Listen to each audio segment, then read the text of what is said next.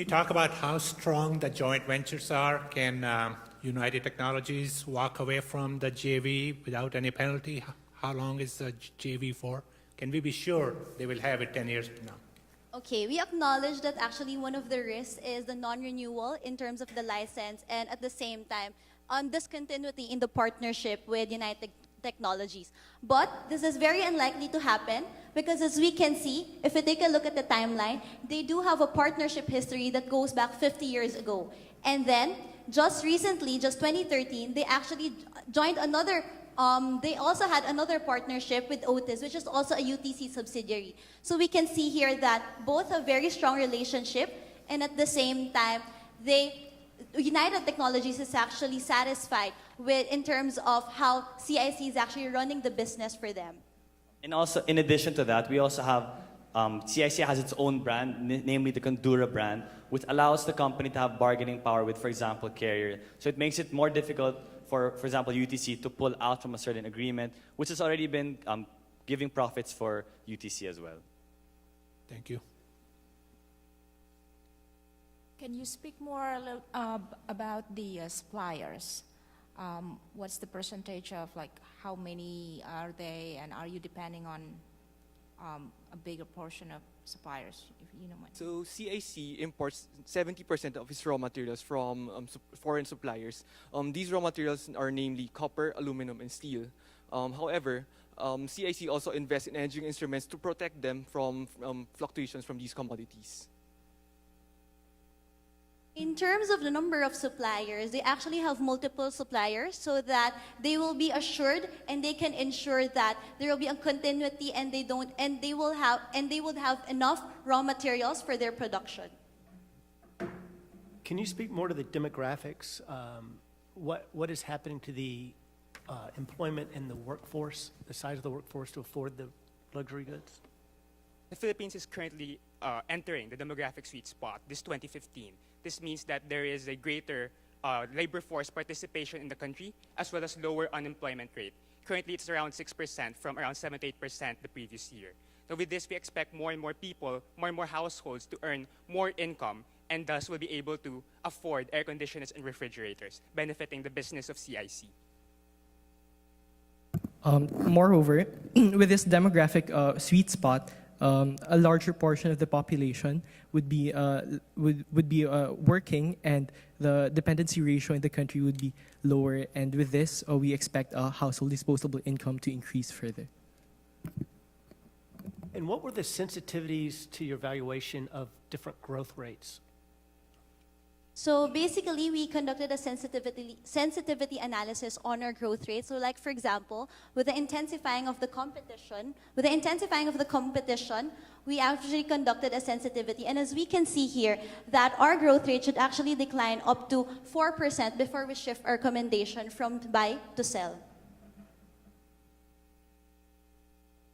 You talk about the fact that some of their expansion is going to be debt-driven.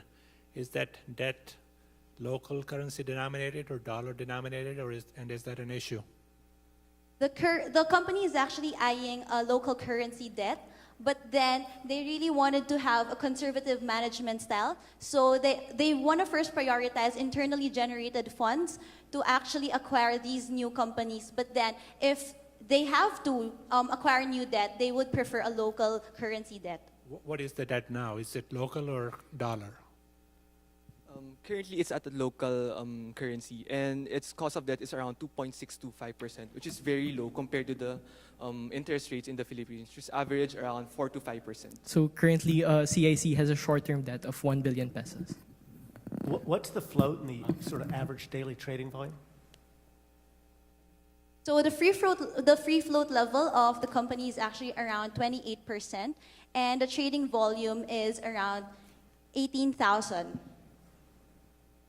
One of the key themes in your model is the GDP growth for the country. Can you talk about any of the political risk associated that may derail that? So with the upcoming 2016 presidential elections, we acknowledge that investing in the Philippines actually exposes investors with some political risk. But then, as we can see, the current economic reforms and the changes that have been applied in the current Aquino administration is actually expected to last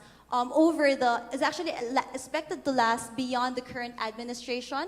And this confidence is actually shown with how the international organizations actually given the Philippines, they actually upgraded the credit rating of the Philippines from BA3 to BA2 despite the impending political risk.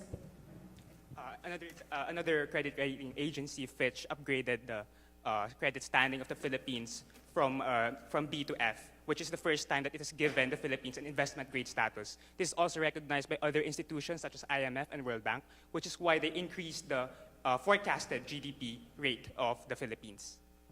And lastly, we also see that one of the main drivers of growth for the sales of this company is the consumer spending. And what happens is, despite the different administrations that have passed, we see that there is a strong growth for the consumer spending in the Philippines, that no matter what administration may come, even in 2016, even though we don't know exactly who's going to win the election, we can be assured that the consumer spending will still continue to increase, and therefore the sales of this company will also still increase. Is there any plan to expand to other countries? Currently, there are no plans in expanding to other countries, mainly because the growth is found inside the Philippines. With only 6% penetration for aircons and 25% for refrigeration, there is a lot of room for the Philippines to grow.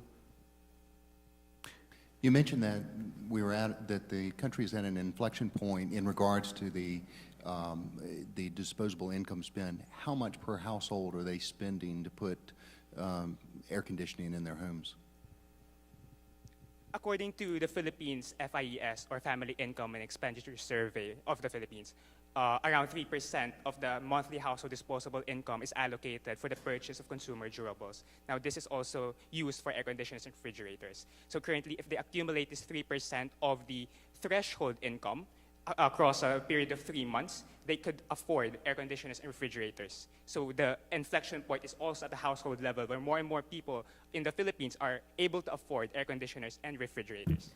Moreover, to add to that, with the new brand of CAC, with Medea, which is an entry-level brand, CAC is able to provide air conditioners at a very affordable price, which allows households to afford air conditioners easily. Let me go back to the cost of debt. 2.6%, is that less than what the government borrows at? Comparing the cost of debt of the company with the other cost of debt of other consumer companies as well, 2.625%. Compared to government debt, what does the Philippines government borrow at? The Philippines government borrowing is around 3%. So they're borrowing, obviously, with shorter-term debt. Do you think that's a smart strategy to finance the expansion using short-term debt, which is lower than the cost of the debt of the government? Well, the company actually started to acquire loan just this year for their acquisitional plans, and it's only around 1 billion short-term debt. And if ever they have enough money, the company actually plans to pay it out immediately, so that they can actually save on the interest expenses. Okay, thank you.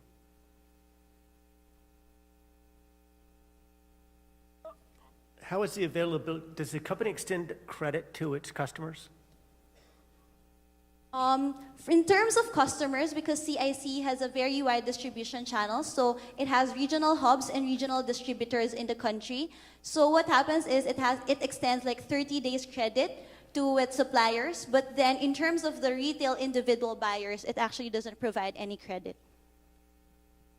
However, with appliance stores in the Philippines, it is widely 0% interest rates, wherein buyers are allowed to have make installment payments over a period of around 3 months with 0% interest to allow buyers to afford various appliances easily.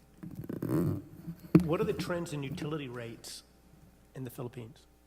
Can I clarify, like when you mean utility rates, like electricity or? Electricity to power these things. In terms of the electricity prices, the Philippines actually has one of the highest electricity costs and actually in the world.